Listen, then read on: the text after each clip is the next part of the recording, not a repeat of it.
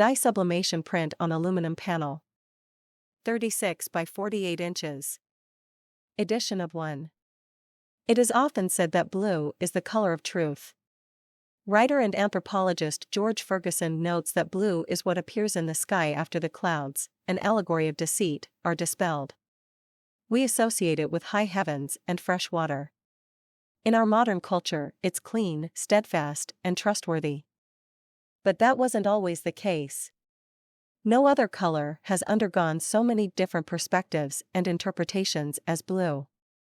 The ancient Greeks, Egyptians, and Romans didn't even have a name for it. Black and blue were practically indistinguishable from each other, both bastions of darkness, night horrors, and murky waters.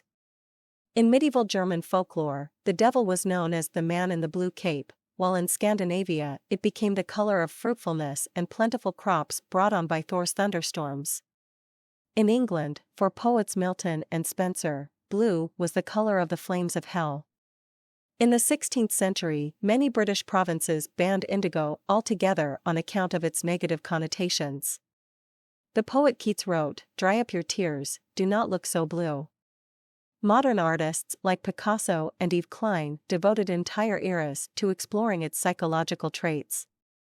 Today, Doug Winter adds a new layer of perception by inviting the audience to interact with this piece through touch. Please take a moment to picture a scenario in which you have no concept of color, and blue is beyond your comprehension. Now touch the piece. Consider closing your eyes for a more focused sensation.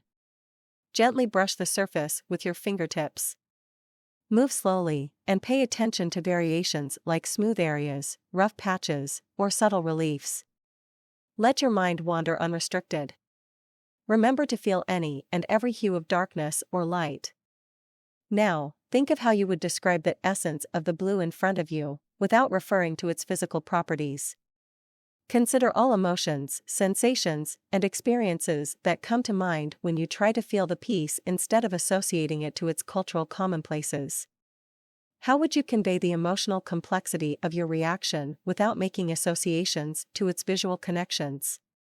Would your perceptions be different if the piece were hot to the touch instead of cool? What if it were velvety versus rough? How does your sense of touch influence your sight and emotions? Visually impaired people often have to rely on touch to create their concept of the world. How different would your daily experiences be if you relied only on information from your fingertips? Please handle this piece with care. If you need help or information, any gallery assistant will be happy to help.